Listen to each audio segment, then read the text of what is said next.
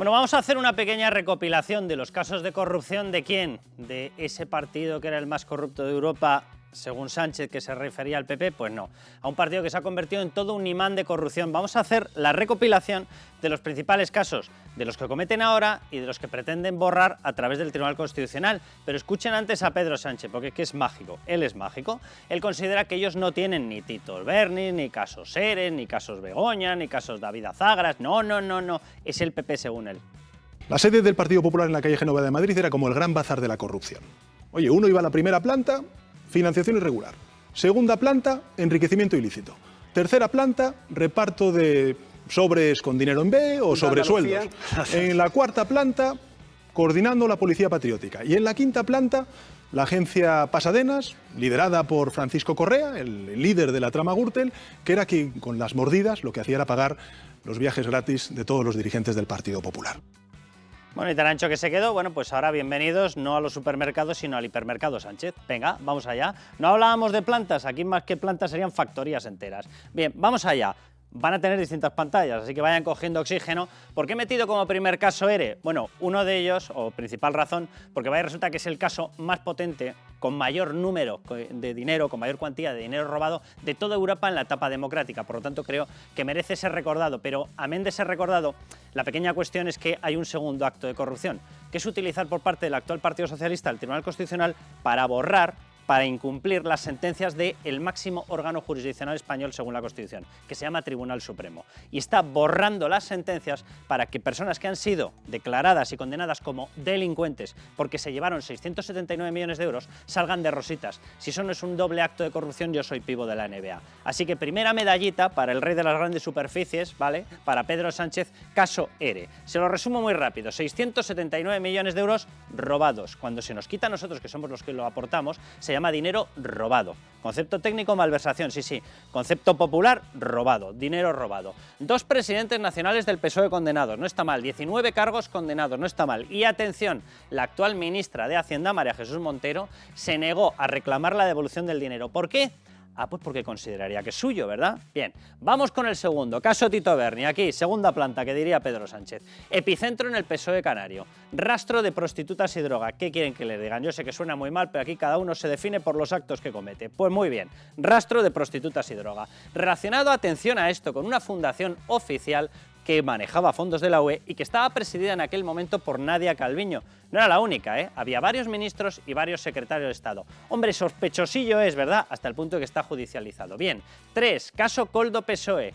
Relaciones entre Víctor de Aldama y Begoña Gómez para acabar en un rescate multimillonario de Globalia porque se reunían los días previos y posteriores a la concesión de ese rescate. No está mal. Koldo García Izaguirre, que era la persona de referencia de Ábalos y que aparece metido Koldo García Izaguirre en una red con varias sociedades que se llevaban el dinero vía comisiones de las mascarillas que ni terminaban de llegar o llegaban en mal estado a España en plena época COVID. Se lo traduzco. Que mientras los demás morían, ellos hacían negocio. Hombre, muy ético y muy legal no suena, ¿verdad? Bien, judicializado también. Atención, tocadas 2 comunidades autónomas del Partido Socialista en aquella época, Canarias y Baleares. Más de 20 cargos en total del Partido Socialista. 4 ministerios tocados, Interior, Fomento, Hacienda y Sanidad. ¿Hacienda por qué?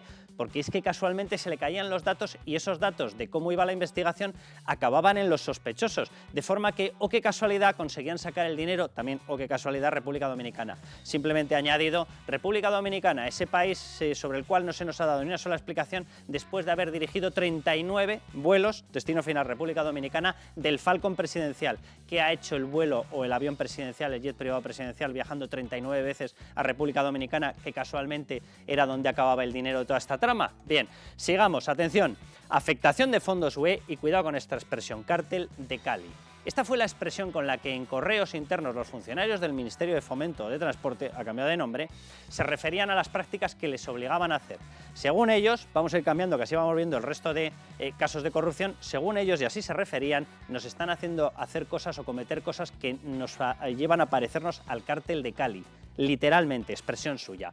Venga, vamos con el cuarto caso. Caso Begoña Gómez, tráfico de influencias, corrupción en los negocios, cartas de recomendación para Barrabés, que después multiplicaba por más de 100 veces el dinero obtenido en concursos públicos, la misma historia de Globalia, reuniones curiosas y extrañas que acababan en un rescate multimillonario en Globalia, el enchufe en la Complutense sin tener titulación universitaria la hicieron codirectora de máster y directora de una cátedra, y menos mal que no había más, porque si no también se lo habrían regalado, y el Africa Center, a través del cual, oh qué casualidad, entró en contacto en Marruecos con los 20.000 ejecutivos preferidos del régimen, AP de Maro. Curioso, ¿verdad? En medio de eso, justo qué casualidad, se espía el móvil del presidente y justo el presidente del gobierno cambia por completo nuestra política exterior con respecto a Marruecos. Y quinto caso, David Sánchez, quinta planta, señor Sánchez, quinta, ya el resto ya es el ático, que me imagino que se lo dejo para usted. Caso David Sánchez, enchufe, impago a Hacienda porque se ha declarado él mismo con derecho a impagar a Hacienda y a declarar en España, ascensos políticos a todos los que se encargaron de enchufarle a él y un patrimonio de 2 millones de euros sin explicar, porque del enchufe sacó 250.000 euros y de pronto, debe ser la gestión socialista, consiguieron que de 250.000 euros se pasara a 2 millones de euros. Por cierto, un paquete entero de acciones del BBVA de 1,5 millones. ¿Conocen ustedes a alguien que teniendo un patrimonio de 2 millones tenga 1,5 millones en acciones del BBVA? Yo no conozco a nadie. Bueno, a David Azagra tampoco lo conozco. Por cierto, David Sánchez usaba seudónimo y se hacía llamar David Azagra. Vamos a ver, Pedro Sánchez lanzó una moción de censura asegurando que había que quitar a Mariano Rajoy por corrupto. Miren, Mariano Rajoy era complicado que fuera un peor presidente, sí, totalmente cierto. En los casos de corrupción del PP, con todo, no llegaba ni a la suela del zapato de la barbaridad de montaña de corrupción que estamos observando en torno al PSOE. Así de sencillo. ¿Eso disculpa la época de Mariano Rajoy? Claro que no. Por eso muchísimos fuimos muy críticos con él. ¿Eso disculpa la etapa de gobierno de Pedro Sánchez? En absoluto. Este señor, Pedro Sánchez, no solamente tiene una órbita de corrupción muy superior a aquella, sino que está destrozando España, está atacando la monarquía parlamentaria, está atacando la Constitución española, está atacando los derechos y libertades, ataca a los jueces, ataca la libertad de prensa y ataca todas las bases de la transición. Si este señor consideraba que a Mariano Rajoy había que quitarlo por la corrupción y planteó aquella moción de censura, si tuviese una gotita de dignidad, este señor se marchaba hoy mismo. Porque la montaña de corrupción que lo rodea, más todo lo que he citado, lo convierte en un presidente absolutamente nefasto. Así que, señor de las grandes superficies, vaya cerrando su tienda y márchese.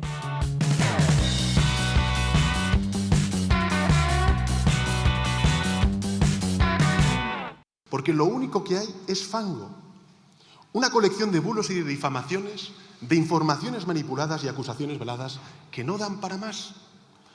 Yo, señorías, no voy a alimentar su máquina del fango. No voy a caer en el y tú más.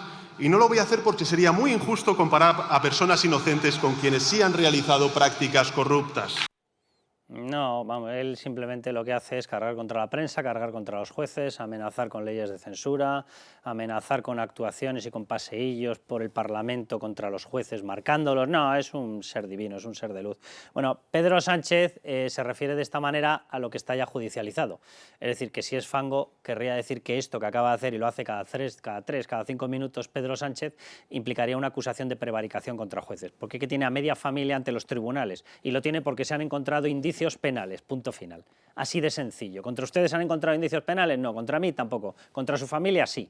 Por tanto, ¿quién tiene indicios penales según la justicia española? Su familia, su entorno. ¿Qué es el entorno de Koldo? ¿A través de quién conseguían determinados negocios? ¿A través de quién? ¿Por qué se hacía caso a un tal Koldo García Izaguirre? ¿Por qué? ¿Porque venía de ser portero de Puticlub? Hombre, me da que no, ¿verdad? A lo mejor porque era la persona enviada por el secretario de organización de Pedro Sánchez. A lo mejor por eso sí. Bueno, pues esta es la semana clave. Esta es la semana clave de declaraciones muy importantes. Están pasando tanto por comisiones de investigación como Begoña Gómez por un trámite judicial. Imputada por tráfico de influencias y por delito de corrupción en los negocios. ¿Eso por qué es? ¿Por qué es fango? No, porque España es un Estado de Derecho. Se ponga como se ponga, intente burlarlo y vulnerarlo como quiera este señor llamado Pedro Sánchez. Pero bueno, Miguel Ángel Pérez, bienvenido. ¿Qué tal, Carlos? Vamos a hablar de la semana clave, vamos a hablar de todo lo que acosa en estos momentos a Pedro Sánchez, esa persona que le ven ahí intentando disimular y aparentar que habla muy lento, no, si todos sabemos hablar lento. La pequeña cuestión es si se nos nota que mentimos o no mentimos. Ya se nota que miente cada 5 segundos. ¿Por qué? Porque miente. Y claro que está preocupado porque hay indicios penales en torno a las actuaciones que, por cierto, si resulta que Begoña Gómez fuese una persona que roba coches, evidentemente nadie le miraríamos a él. Pero si Begoña Gómez está con indicios objetivos de tráfico de influencias, el tráfico de influencias se hace a través de un cargo público. ¿Quién es el cargo público más cercano a Begoña Gómez? Venga, ¿cuánto tiempo les dejo? ¿Un segundo o medio segundo para responder? Pues ya está. Pues evidentemente está nervioso por motivos obvios. Miguel Ángel Pérez, bienvenido. Raúl Vilas, bienvenidos. Hola, Carlos, ¿qué tal? Vamos a hablar de esto, vamos a hablar de lo que está pasando, vamos a hablar de las preguntas que son obvias que acosan Miguel Ángel a Begoña Gómez y de todo lo que la rodea, porque aquí parece que estamos hablando, ¿no?, que si una carta de recomendación, que si un negocio en África, que si un Africa Center, que si reuniones en Globalia, es que es un empezar y no acabar, es que salen negocios de Begoña Gómez por todas partes, Dios bendito. Bueno, conocíamos, Carlos, esta semana el auto del juez Peinado, en el cual pues ya dejaba claro que hay muchísimas líneas de investigación abiertas contra Begoña Gómez, porque cada vez se van ampliando las querellas, se van conociendo nuevos datos, nuevas líneas de investigación y desde luego Begoña Gómez está muy preocupada y bueno, una cosa sorprendente que hemos conocido esta semana, que ha pedido, ¿no?, para su declaración que no se la grabe. Que no se la grabe visualmente. Sí el audio, pero no visualmente. No sé, ya lo siguiente que es con un biombo, ¿o qué? Hablas detrás con una sombra chinesca, no sé. Que dada la relevancia pública de ella, de su personalidad ¿Porque han salido pocas fotos de ella y no la vamos a reconocer o qué? Y para no hacer un uso inadecuado de las imágenes. Yo no sé qué entiende por uso inadecuado de las imágenes. Sí, yo sí, reproducirlas. Efectivamente. Claro, para una persona que está mintiendo, que se reproduzca y que se le vea la mímica, Raúl, evidentemente el problema es que se vea. Claro. Mejor debajo de la mesa, sí. Da la relevancia pública, o sea, para esto la relevancia pública no. Para que te den una cátedra, para montar el Africa Center, para ir... Oye, lo de la relevancia pública, cuando intentaban suplantar a los reyes en el protocolo en el Palacio de Oriente, y no le importaba, ¿no? Que quiero la foto, ¿dónde estoy? Yo me aprovecho de todo lo que pueda de que mi marido sea presidente del gobierno. De que es relevante. Pero luego no quiero relevancia pública, no vaya a ser. Mis negocios los monto porque tengo un marido que es relevante y público, pero ahora no quiero la relevancia pública. Bueno, luego vamos a enumerar, vamos a tener también una conversación con Fernando de Rosa, él ya lo saben, es magistrado de formación, ahora está en el Partido Popular, está en funciones de control, bendito sea Dios, a este señor, a Pedro Sánchez, y vamos a hablar de qué es lo que puede dar de sí a partir de ahora el caso. Bueno, esta es la semana de la declaración. Ya les adelanto que, bueno, como la declaración es cuando es, van a vernos ahora en este momento hablando de lo que sabemos hasta el momento. Pero después Miguel Ángel y yo nos hemos comprometido a, en horario festivo, que este es nuestro trabajo, a grabar todas las filtraciones que tengamos y toda la información que tengamos precisamente de esa declaración, que va a ir en otro bloque del programa, de esa declaración de Begoña Gómez. Pero ¿hasta dónde crees que puede ir el juez? Lo digo porque las osadías que está mostrando el equipo suyo jurídico son brutales. Le ha pedido básicamente, por no decir ordenado, que tiene que cerrar el caso. Le ha pedido efectivamente que no se le grabe la imagen, que solamente se grabe, no sé si pretenderán que se distorsione y que nos pongan la voz del pequeño ruiseñor, no sé qué es lo que pretenderán con el audio suyo. Han pedido o le han echado la bronca porque dicen que no saben qué es lo que está investigando y efectivamente están en una especie de labor de acoso. No les voy a meter a ellos, porque no me da la gana, determinadas insinuaciones sobre el juez Peinado que están saliendo por todas partes. Pero, hombre, pensar que los rumores y los bulazos, porque esto ya no son ni bulos, son bulazos que están soltando contra el juez Peinado, pensar que no vienen de determinado sitio, reconozco que me cuesta, ¿verdad? Sí, lo primero que podríamos decir, Carlos, recordar que como va en calidad de investigada, puede no contestar o no decir la verdad. Eso para empezar, o sea, para que la gente tenga claro que ¿Tú crees que puede ser una de las respuestas más reiteradas? ¿Me acojo a mi condición de imputado y no contesto? Desde luego a la acusación popular, que esa es otra de las incógnitas, el juez va a dejar pasar a todas las acusaciones populares o solo a Vox, porque ha unificado la acusación popular en Vox y a lo mejor, como en la anterior declaración, solo deja pasar al abogado de Vox y obviamente pues es muy probable que, por ejemplo, se negara a contestar al abogado de Vox, ¿no? Porque es algo que suele suceder, que a las acusaciones populares no se las contesta. Entonces, partiendo de esa base, desde luego, de la Fiscalía no podemos esperar nada, salvo intentar echar un cable a Begoña Gómez. ¿Te refieres a de la Fiscalía Privada de Sánchez? Efectivamente, porque es el segundo abogado, la Fiscalía de Begoña Gómez, con lo cual de la Fiscalía no vamos a esperar gran cosa más que ayudar a Begoña Gómez y yo creo que, desde luego, el interrogatorio del juez Peinado puede ser muy duro. Me dicen que a la Fiscalía se la conoce ya como yo también. Es decir, va por delante Camacho, el abogado, y dice, hombre, hay que librarla de la declaración, hay que librarla de ese grabado y que se oye por detrás. Yo también. Yo, desde luego, o sea, si fuera el juez Peinado, después de que llevo semanas aguantando las críticas del abogado de Begoña Gómez, diciéndome por una y por otra vez que se le investiga a Begoña Gómez, pues yo lo que me prepararía es un interrogatorio amplísimo de todas las cosas por las que estoy investigando a Begoña Gómez para preguntarle por todo. Para preguntarle por todo. Raúl, vamos a hacer un repaso, si te parece, de todo lo que en estos momentos o de todas las causas sobre las cuales va a tener que dar explicación Begoña Gómez, que no son pocas. Las hemos agrupado porque como nos extendamos, de verdad, lo que decía en el auto el juez tiene toda la razón, el juez Peinado. De todos los actos en los cuales usted haya podido estar inmersa en un tráfico de influencias o delito de corrupción de los negocios desde que llegó su marido al poder, porque a través de esa persona habría practicado ese tráfico de influencias, de todo va a ser investigada. Pero vamos a agruparlo, Raúl. 1. Contratos públicos y subvenciones a Barrabés. Barrabés tiene un entramado de sociedades de 10-12 empresas. De ellas me parece que son 8 las que han recibido casualmente ayudas públicas. No está mal, ¿eh? Lo vestían como un genio, como un gurú de Internet. Bueno, pues el gurú de Internet se ha debido quedar en yogurú, porque el gurú de Internet va y resulta que en 8 empresas ha necesitado ayudas y todas las han recibido. Es una cosa maravillosa, debe ser gurú en captación de fondos públicos. Debe ser como Bego.Fundraiser, bueno, pues debe ser Barrabés.Fundraiser. Bien, rescate de Globalia y mediación de Begoña Gómez en esas reuniones. Hidalgo y Aldama tenían una determinada relación, bueno, Aldama puso en contacto a Begoña Gómez se vio para... o no sabemos, pero desde luego se vio en la sede de Globalia justo en las fechas previas y posteriores a que se definiera el sistema de rescate del cual se benefició, por cierto, Globalia y las sedes de Halcón Viajes, que también consiguieron otro tipo de contrato, lo consiguieron con el Grupo Barceló y también tuvieron su correspondiente rescate. Entre las dos superan los 800 millones de euros. No está nada mal. De eso también se va a hablar, de si la cifra, la forma de rescate, esas reuniones pertenecen o quedan dentro del tipo delictivo de tráfico de influencias. Cargos inventados en la Complutense, también lo tiene bajo chequeo, por motivos obvios. Esta persona que ven aquí no consiguió sacarse una carrera universitaria y pese a no tener titulación universitaria fue codirectora de másters y directora de una cátedra en la universidad pública más grande y con más presupuesto de toda España. ¿Saben cuándo empieza a tener esa predominancia? Justo cuando su marido llega a la Secretaría General del Partido Socialista. Evidentemente le va a preguntar si tienen algo que ver los dos hechos. El software apropiado, atención, y elaborado, cuidado con esto, gratis por Indra, Google y Telefónica. Ella, que no tiene ninguna titulación universitaria, incluso preparó el pliego técnico. Preparó el pliego técnico de condiciones. El Colegio de Ingenieros ha salido a decirle, ¿pero qué hacía usted firmando eso? Ahora ya la propia Universidad Complutense está diciendo, no, si sobrepasó sus poderes. ¿Por qué? Porque pagaron ese software que se lo acabó quedando ella en su empresa, en su sociedad, Indra, Google y Telefónica, lo pagaron, lo costearon, se lo daban gratis, pero es que tenía que haber sido para la Complutense según el contrato. Pero una cosa, con el dinero de las 3 no llegaba. ¿Quién puso el resto del boquete? Un concurso público con 2 narices. ¿Quién lo pidió? Begoña Gómez. Begoña Gómez pidió un concurso público. Si ustedes tienen problemas para pagar el crédito hipotecario, acuden al erario público, solicitan un concurso público. ¿Pero qué es esto? Bueno, pues todo eso se lo quedó para su sociedad. Africa Center, también enchufada, es del IE, del Instituto de Empresa, de la IE University, una de las mayores universidades privadas. Tampoco consideró un problemilla el hecho de que no fuera ni licenciada universitaria y la puso de directora del Africa Center. ¿Y para qué utilizó eso? Para entrar en contacto con Marruecos y en Marruecos con AP de Maroc. 20.000 ejecutivos de nada, todos cercanos al régimen. Y en medio va y cambia la política exterior de España con Marruecos. ¿Qué les parece? Bueno, pues evidentemente hay indicios, ¿verdad? Bien.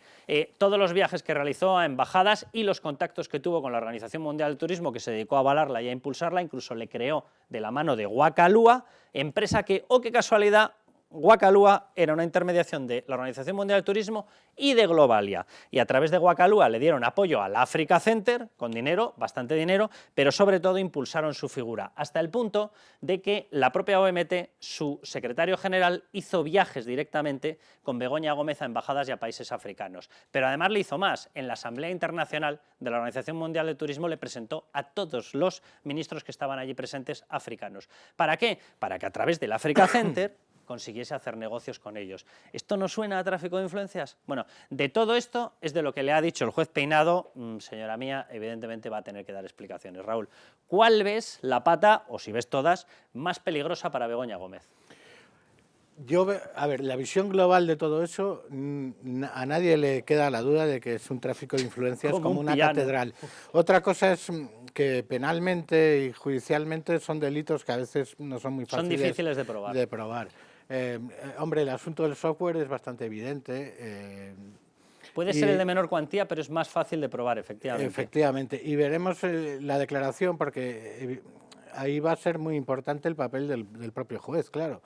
Porque si la Fiscalía General del Estado, en vez de velar por la legalidad, vela por los intereses de Sánchez y su mujer, o sea, ya no es Fiscalía General del Estado, o el Estado es Sánchez ahora y su familia, porque si no, no se entiende. Y si se niega a contestar a la acusación particular, claro, yo si fuese el juez tendría muchas ganas, porque no es solo lo que comentaba Miguel Ángel de todas las críticas que ha recibido desde el propio gobierno, de la abogacía, sino lo que estamos viendo, por ejemplo, de toda la campaña de difamación desde un medio de comunicación, El Plural, que es al PSOE lo que Mundo Obrero era al PC, o sea, no es un medio próximo al PSOE, es un medio del PSOE, que está primero insinuando que tiene mucho patrimonio, sacando todas sus casas, y ahora el asunto de los 2 DNIs,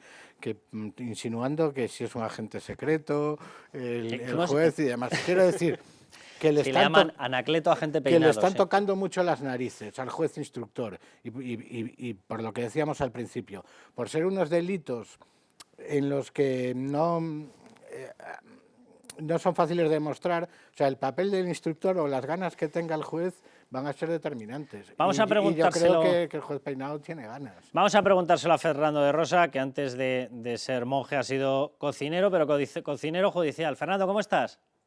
Muy bien, ¿cómo estáis todos? Oye, tú que has sido magistrado, tú que has estado en juzgados, tú que has estado en salas, ¿qué puede ocurrir con este interrogatorio? Porque estábamos hablando de que efectivamente ha habido ataques directos y muy personales, difamaciones contra el juez que han venido incluso de boca del presidente del gobierno. Que tú digas que está aceptando una denuncia falsa, evidentemente te sitúa en la posición de que acabas de recibir por un delito de calumnia una acusación de prevaricación.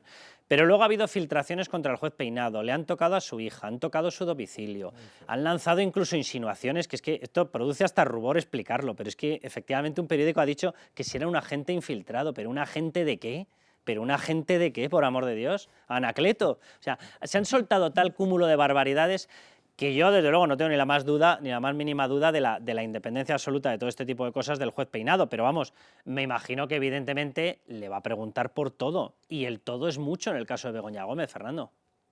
Sí, bueno, yo creo que la figura del juez está acreditando que es totalmente impermeable a esa campaña de presiones y de insultos que están saliendo desde las proximidades de la Moncloa, ¿no?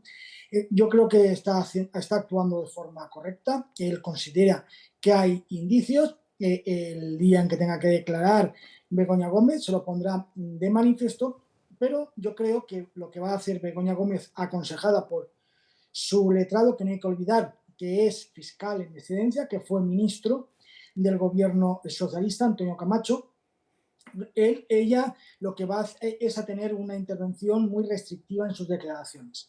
Ella no va a explayarse, irá muy bien aleccionada, ella no contestará, desde mi punto de vista, creo, no sé si me equivocaré, a las acusaciones, ella contestará al fiscal y yo creo que al juez actuará de una forma diciendo que no sabe, no recuerda, que no, o sea, va a tener una conducta, una declaración a la defensiva para que no caer en un tipo de error para la futura investigación. Vamos, que va a recurrir a la declaración amnésica, por decirlo de alguna manera.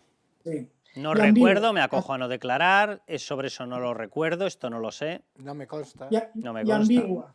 Y ambigua porque yo conozco a Antonio Camacho y sé que esa siempre es su línea de defensa, ¿no? La línea de defensa es controlar los daños, que su cliente no entre en un tipo de ciénaga y que esperar a ver lo que vaya a venir. Claro, sobreentiendo que si eso es así va a poder obtener el juez Peinado poca información de esa declaración en condición de imputada de Begoña Gómez, de la mujer del presidente del gobierno, de la mujer de Pedro Sánchez. A partir de ahí, con la experiencia que tú tienes, ¿qué capacidad va a tener el juez? evidentemente estamos hablando en hipótesis, de encontrar pruebas sobre lo que estamos hablando. Decía Raúl Vilas y tiene toda la razón. O sea, tú ves la playa de informaciones totalmente certeras y de hechos probados, y yo creo que no habría un vecino en toda España que no diga vaya pufo que tiene montado. O sea, vaya cara dura que tiene, que se lo está llevando crudo. Perdón por la expresión, pero lo digo en términos de cómo se habla normalmente. Pero claro, saltar de ahí a la cuestión penal significa tener que aportar pruebas. ¿Crees que va a ser sencillo aportar y conseguir estas pruebas?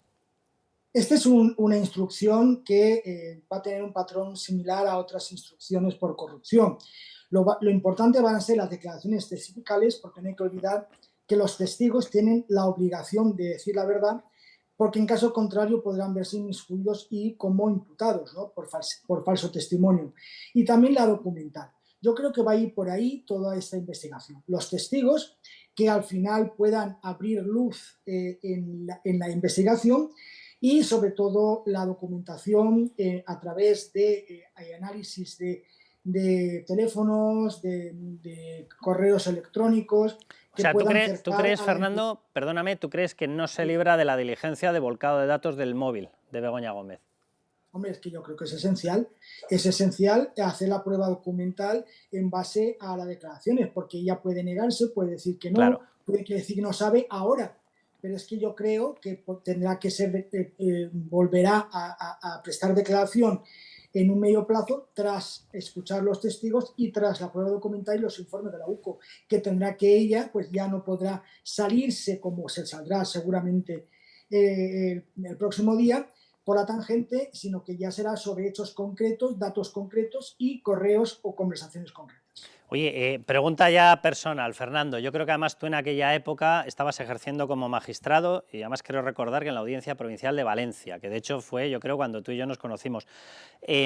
Pero, Fernando, ¿cómo se te queda el cuerpo? Tú ahora estás en el Partido Popular cuando escuchas al Partido Socialista, os recuerdas que os quitaron un gobierno, moción de censura, mayo-junio del año 18, asegurando que erais el partido más corrupto de Europa, viendo la montaña de casos que rodea al Partido Socialista. Bueno, yo lo que a mí me hace pensar es la gran hipocresía.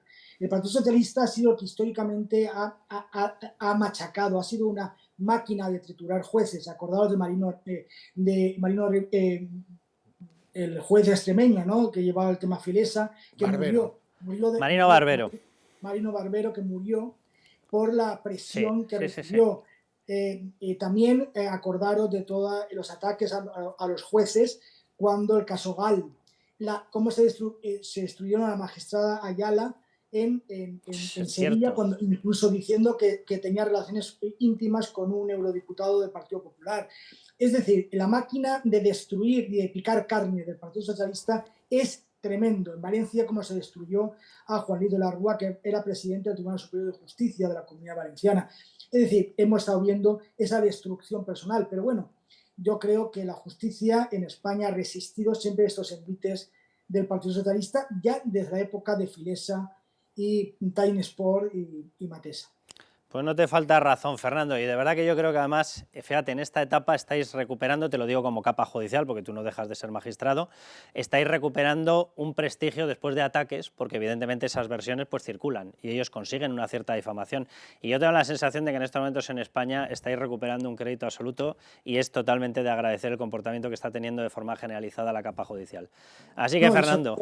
Sobre todo, Carlos, quería decir la defensa del Tribunal Supremo, Totalmente. Que es un órgano independiente y no hay que olvidar que el Tribunal Constitucional no es un órgano judicial, es un órgano político nombrado por políticos. Por tanto, no hay que confundir. Ahora que quieren hacer un conflicto entre el Tribunal Constitucional y el Tribunal Supremo. El Tribunal Supremo está formado por jueces independientes y el Tribunal Constitucional no es un órgano del Poder Judicial, por tanto, no son equiparables. Tienes toda la razón, de esto vamos a hablar en otro bloque, lo que quería yo que nos explicaras el tema de esta declaración con el juez Peinado de Begoña Gómez, pero un día quedamos y hablamos de esto porque tienes toda la razón. Además es una cosa que hay que recordar, el Tribunal Constitucional no forma parte del orden jurisdiccional, lo que se está haciendo pisoteando las sentencias sobre los ERES es una auténtica barbaridad. Tú no lo digas porque te puedes meter en un follón, como yo soy periodista lo puedo decir, desde mi punto de vista es una violación legal absoluta.